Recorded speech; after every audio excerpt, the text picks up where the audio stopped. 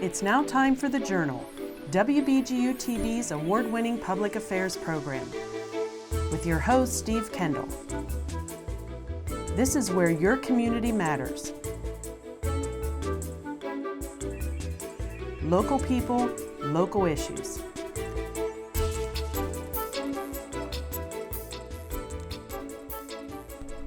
Hello and welcome to The Journal. I'm Steve Kendall.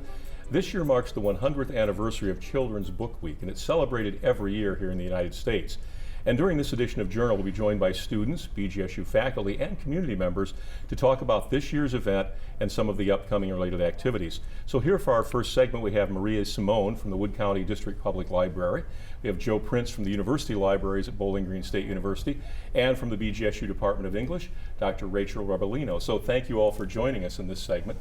Tell us a little bit about Children's Book Week, just in general, kind of how it came about, Steve. That sort of thing. Yeah, Children's Book Week, it started in 1919, 100 years ago. It was originally started in the fall, so we're celebrating it again in the fall. It was started by a librarian from the Boy Scouts. Frederick Matthews decided that we really should be bringing children's books more front and center in American life. And so the slogan for the very first Children's Book Week was "More Books in the Home." Oh. So it was celebrated in the fall, in November, for years and years and years, and then it did move to the spring. But this year, because it's the 100th anniversary celebration, it was decided to celebrate it, and to add a fall celebration, a November celebration. So we're really excited to be, jumping on board and celebrating. Now, this year's theme is what? Read now, read forever. Yes, is that right? yes. Isn't that a wonderful theme? Yeah. Generally, each year there was a new theme. Generally, each year a new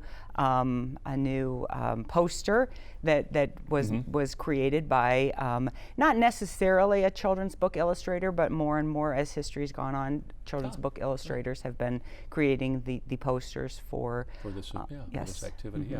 Now. Wood County Public Libraries involved in this, District Library involved. Talk a little bit about that, because you have an author, illustrator coming in we're really during excited. this week of National. Yeah, so Melissa Sweet is coming the week of Children's Book Week in November. She'll be at the library on November 7th at 7 o'clock, and she's coming into town, and then she will actually also be able to meet with some high school students from Bowling Green High School, art students, and she will be talking to them the day after. So a public presentation at the library. Everyone is welcome to come, and then she'll be speaking with some students, college students, as well as high school students the following day. Yeah. People who are thinking about being, children's book illustrators. So the history of children, and Melissa Sweet is a fabulous person to bring in, because she has this body of work that is just tremendous, and she's really at the top of her game. So she is really somebody who has been creating, for children for years, has over 100 books, and then, still creating and inspiring future illustrators. Okay. So, from the university's perspective, university libraries obviously involved, but you have lots of books, lots and lots of books, and we've had people on to show the work that students have done in class. I know you'll talk a little about that too, Rachel, but talk a little about the university's involvement in Children's Book Week.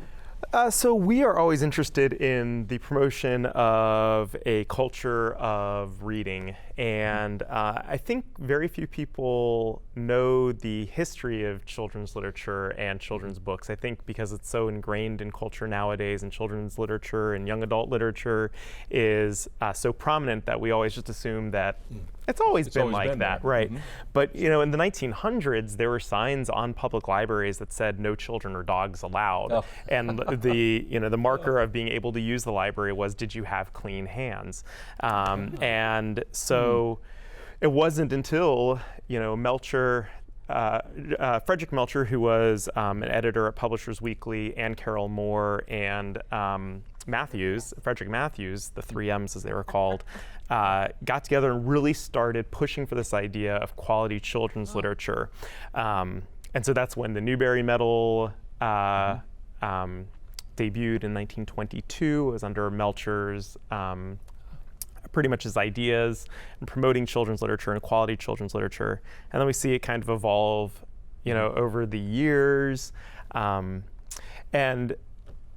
I think every decade has its own kind of capstone of what quality children's literature looks like and what's a quality picture book. Now, what would be some of the examples, if you can recall? I mean, in terms of what, so for instance, if you looked at the 60s or the 70s, or pick a decade, say, well, for instance, the 40s were this, the 30s were that, the 20, whatever. I'm going to test you here a little bit. The teens. 1963, Okay. like the Snowy Day. Yes. You know, so okay. there you go. I mean, that's a classic picture book, but it also broke a lot of expectations for what a picture book could do. So and who could be in a picture book. Yeah, it's really groundbreaking. Yeah. So because children's books, and because you guys obviously know a lot more about this than I do, did they start out to be just literally entertainment? I mean, was there an educational component, and then they became more maybe message-driven in some ways? It was almost the opposite, actually. Okay, all right. If you look back at the history, the first books that were published for children were actually explicitly didactic, books that were like moral, like guides for manners. Okay. Those were kind of the first books that we saw that were explicitly for children. And then you had stories like fairy tales, but those were for all audiences. So they weren't intended for children, they were intended for everyone to be engaged with.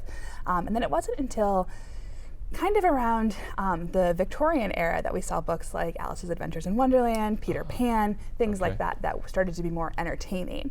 So yeah, but I think we now see, I think, a decent balance of entertaining and moral lessons, and kind of books that are able to walk that line of having something meaningful, but also being a fun read. So topicality does come into play in children's books now, especially. So if I looked at children's books from the 60s, how would they compare to books of the 2000 teens, for instance? What would be the one thing I would say, oh, look at the dramatic change, or the similarity? Is there something like that happens? The biggest radical change is that there is we're embracing diversity now. We're seeing lots of, finally, literature that reflects all people and is inclusive and demonstrates intersectionality, whereas 1960s, A Snowy Day was remarkable because the protagonist is a young black boy, and that was not something that was ever present. Well, and I guess too, which brings up an interesting point, one I hadn't thought of until you just mentioned that, and we've got just a moment here. It's probably not the thing we really want to end this segment on, but were there books written for different ethnicities? Were there books written, for instance, for Black American children versus white American children? Is that part of this whole mix? Was it done that way? Yeah, there were in traditional publishing. Stories about white children definitely dominated traditional publishing for a long time, for many reasons. But a lot of librarians and authors took it upon themselves to create books that would represent their children in their communities. So like W.E.B. Du Bois created the Brownies book for black, and it was a magazine, but it was directed at black children. And then like Pierre Belpré the American Library Association currently gives out an award for Latinx literature that's named after her, she was a librarian who really prized the kinds of books that would be appealing to the Puerto Rican children that she worked with. So that's again a part of this whole woven background that we have of children's literature.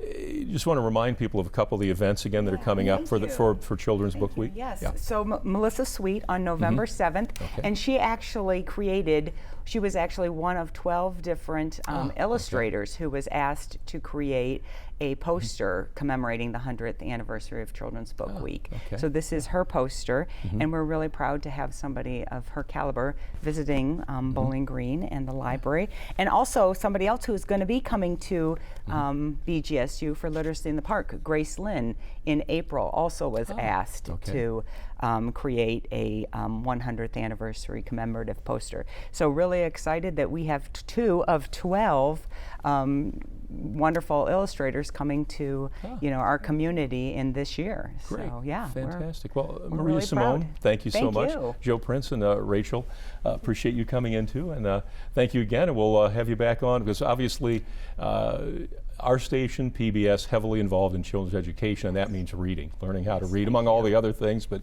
that's the foundation for everything. So thank you so much for coming on. We'll be back in just a moment. We'll be joined to talk more about Children's Book Week and some of the classroom work that ties into that here at Bowling Green State University. Back in just a moment. Thank you for staying with us here on the Journal. We're talking about National Children's Book Week, and one of the things that we've talked about earlier was some of the books and some of the things, the history of that. What we have now are a couple of BGSU faculty members and an author-illustrator of a children's book, which we'll be talking about momentarily. But the university has a whole program that deals with children's book writing, illustrating, that sort of thing. So if I'm not incorrect, it's English 3420. So talk a little bit about that program. We're going to have some students on in the last segment to talk about some of their work there, but talk a little about how that integrates into this whole thing of children's literature. Well, we are so excited to celebrate Children's Book Week in English 3420, which is literature for young children. Okay. And in that course, we introduce students to inclusive, contemporary literature for children for ages pre-K through 3rd grade. And we really work to cultivate, I guess, this like deep appreciation and critical understanding of diverse genres, forms, and the voices, I think, that are represented in the rich body of work for children. And in the sections that Amanda and I teach and team teach, we have students write, illustrate, and design their own children's picture books, which is a process based on everything they learned over the course of the semester. And I think probably most enriching these past couple semesters is we have partnered with BGSU Center for Public Impact. And now our students are writing and illustrating picture books about social issues that affect children, which makes this work and all our work even more meaningful. Right. And I'm remiss in reminding you that you're Elizabeth Zamansky from Department of English, and also Amanda Resnick and Lindsey Moore. So thank you. Sorry, I should have mentioned that earlier. But so again, your team involved in this.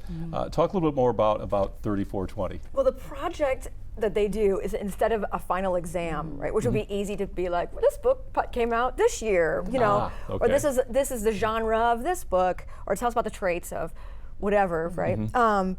We asked them to write, illustrate, and design their own picture books, right? So that's their final project.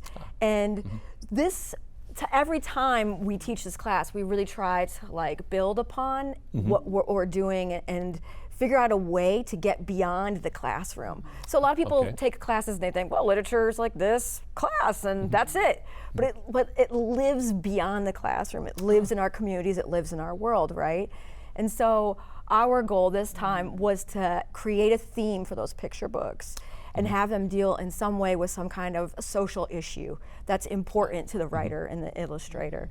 And so this semester we've partnered with BGSU folks, but also community folks. And so our students will then interview those individuals to get their expertise to inform their books. So it's research, right? All good writers and illustrators research what they're writing and drawing. And so one of the community partners for this semester has been Mary Jane Saunders. And she's part of the City of Bowling Green's Human Relations Commission. And we've also, the students who are interested in the environment have worked with Dr. Nick Hennessy. The BGSU sustainability, area. And so, and Wood Lane, if they're interested in like, how can we include all people? Mary Jane was also very outspoken about how to be inclusive of all people in our books and show belonging. And so the other important, really rad experience that our students get to have is that they get to meet a living author and illustrator to talk about that process and what that means, right? Yeah. Sure. And that's who we have sitting next to you is Lindsey Moore. And your book is called Sea Bear. So talk a little about that. And obviously you two have some activities you're going to be doing during the week as well. But talk a little bit about your book and how that came about, because your background wasn't in writing children's books, as I understand. No, my background is in marine biology and in fine art. So it is sort of tied into this. Yeah. What gave you the idea, though, to write the book? What was the thing that said, I think I'll sit down and write a children's book? The idea came about actually from learning about polar bears swimming long distances. I was a swimmer growing up, and I tended to swim long distance events, so that kind of like felt familiar and like home to me. And so I thought it was remarkable that they could swim really long distances. And then to find out then that because of issues like climate change, they have to swim longer distances. So like it would be easy for them to swim like a couple miles, no problem, because they're marine mammals actually. Like they can close their nostrils, just like a dolphin or a whale could close their blowhole. Like they're built to paddle long distances. There's lots of things that make them good in the water. But because of climate change, they're having to swim farther and farther. Instead of like a couple miles, they're swimming days to get to land. So they have to adapt and do things differently than they. And I found that really interesting, and I thought people need to know this. Like kids would love to know this, so that's kind of where that came from. Yeah, because I'm looking at the inside of the jacket because I can see it from here, and we've got the book on the table here, and it starts out, imagine you are a polar bear, and it describes your coat is thick, your teeth are sharp, your front paws are paddles, your back paws are rudders. So it basically says this is how this animal moves through the water, which is itself is written in a way that makes it very simple, but also very educational at the same time. So as you go through this, what in the end, what's I won't give away the end, but talk about why a polar bear versus some other mammal, a seagoing mammal, or a mammal that ends up swimming a lot. Was that the reason you were just more familiar with them, or? No, I wasn't familiar with polar bears at all when I started. Okay. Yeah, I think it was just the fact that something that I would consider a land-based animal was actually living on the crust of a frozen ocean, and I think that kind of like personal, like discovery, like I hadn't really put those two things together. I was just kind of fascinated by that concept of something that doesn't have fins or gills or anything like that, being able to live on top of an ocean. I find that really impressive. Yeah, because typically when we see polar bears we see them on ice. We don't see them when they swim only, it seems like, to feed mainly. That's what you are or whatever. But we don't think about the fact that they migrate to some degree as well. So that's right away is a different feel for that. So, yeah. Now, when it came to illustrating, how did you approach that? How did you deal with that aspect? Because obviously you're writing a children's book, so it can't be too exactingly scientific looking. It has to be reflective of how a child would visualize a bear and see a bear. So how did you approach that from that perspective? A lot of what I did was personally just take what I loved as a child. Like picture books growing up meant a lot to me, and their art meant a lot to me, and I liked to be taken seriously. I was really, really offended by googly-eyed characters growing up. Like especially, I don't know if you've noticed, like in Bible stories, a lot of like the characters have like big googly eyes, and I was like, these are really serious stories. Like, they should. So why are they doing this to children? And why are they doing this to me? And so I think I've always like carried that with me. But my background is in medical and scientific illustration, which is kind of like the far end of kind of making things incredibly real and sometimes incredibly graphic. And so finding like a kind of a common ground between wanting to be approachable to kids, not simplifying things, but making it something that kids would want to look at and want to be lost in. So not being too graphic. There was originally a dead like a seal carcass in the book, and that was taken out just because it's a little too a little more intense than maybe you'd like to be. Right. Now you're going to be talking with students at the university at the Union. So talk a little bit. Will this be what you'll sort of talk about that day? Yeah, I think I'm going to be focusing a lot on just like the language of illustrators, the tools that we use to compose images and communicate, basically visual storytelling, like how that works. And that's November 5th at 2:30 in Bowen Thompson. So you can, and all this information is available online for people to find. And all are welcome. So even though our students will be there and learning from Lindsey, we really would love to have community members come out and other faculty and staff join us. Well, we appreciate you guys coming on. And again, always good to. I know that we're going to talk to some students now. We're going to demonstrate the things you just talked about. That's always amazing to me, the creativity and the attention to detail. They're great. The ability to tell stories. They're just so amazing. Which reflects well on the program, obviously, because they're learning. So that's great. And Lindsey, thank you so much for talking about your book. It's obviously you're very attached to it, and I can see why. It's a beautiful book, and hopefully people will enjoy that fact as well. So thank you so much. Thank you. We'll be back in just a moment. We've got some students who are going to show us some of their work with regards to some children's books. So we'll be back in just a moment here on The Journal. Thanks for staying with us here on Journal. We're talking about Children's Book Week. And in our last segment, we talked to some faculty members and an author and illustrator of children's books. But now we have 3 students at Bowling Green State University who have done their own books, written and illustrated them. So I want to thank Natalie Carty, Kylie Vandevelde, and Olivia Zidek for being here. And let's talk a little about, first of all, let's talk a little about, each of you talk about your book. So Kylie, show us your work here. And this is a product of the 3420 class, correct? Correct. Yeah. Yep. Okay. This is my book, Gima's Secret. Okay.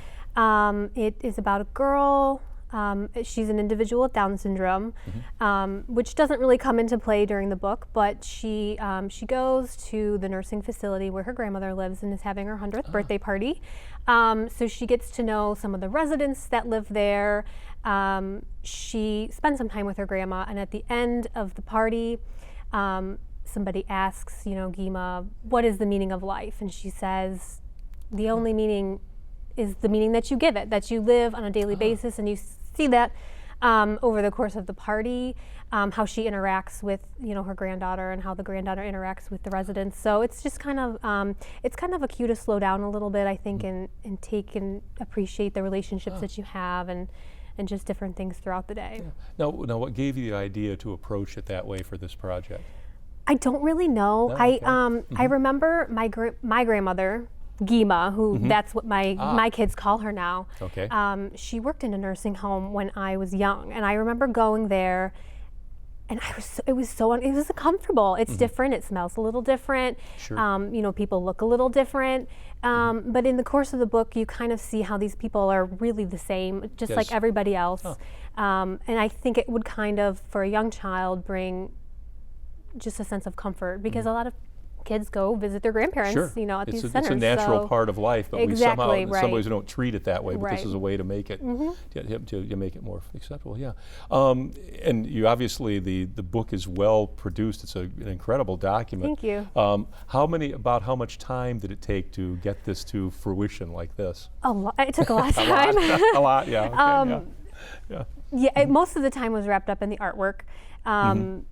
But I enjoyed it. I enjoyed it, so it wasn't like it felt like work. It was so different. I would way rather do this than do like a paper, because it's relaxing, and it was just a different experience. Okay, so great. So let's take a look at your book now. So this is Wonderful Wings, and it's about a caterpillar who lives with worms, and they all tell him that he can't be what he wants to be, which is a butterfly. So it's kind of on the lines of he stands out with his peers, but he is who he is, and he is who he wants to be. So that was. Yeah. Now, what gave you the idea to approach it, to make this your project and this idea? Well, I knew I wanted my main character to be some kind of like an animal or a creature, an insect, because I wanted everyone to I didn't want to single anybody out, and I wanted anybody to be able to picture themselves as the main character.